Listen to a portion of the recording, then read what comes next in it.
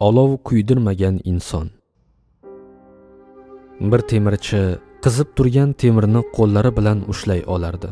Undan sen bunga qanday erishding deb so'radilar. Temirchi buning sababini so'zlab berdi. Bir kuni men bir ayolga ko'ngil qo'ydim va menda u bilan yaqinlik qilish istagi uyg'ondi. Men unga bu ish uchun pul taklif qildim.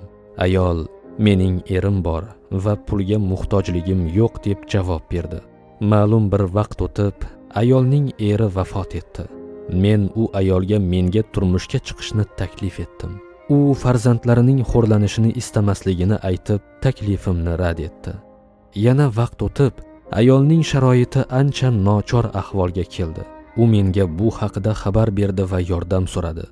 Men unga sen mening istagimni rad etganing uchun senga hech narsa bermayman deb javob berdim. Chorasiz ahvolda qolganligi sababli ayol mening taklifimni qabul qilishga majbur bo'ldi. Biz yolg'iz qolganimizda u qaltiray boshladi. Men undan senga nima bo'ldi, nima uchun qaltirayapsan deb so'radim. U men barchasini ko'rib turgan va eshitib turgan Allohdan qo'rqaman deb javob berdi. Bu so'zlarni eshitib, men uni qo'yib yubordim.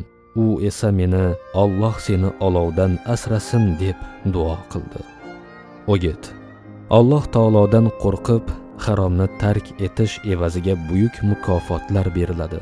Qur'oni Karimda Alloh taolo shunday deb marhamat qiladi. وَأَمَّا مَنْ خَافَ مَقَامَ رَبِّهِ وَنَهَى النَّفْسَ عَنِ الْهَوَى فَإِنَّ الْجَنَّةَ هِيَ الْمَأْوَى. Ammo kimki Parvardigorining huzurida turish va hisobot berishdan qo'rqqan va nafsini havolanishdan qaytargan bo'lsa, bas faqat jannatgina unga makon bo'lur. Noziyot surasi 40-41 oyatlar.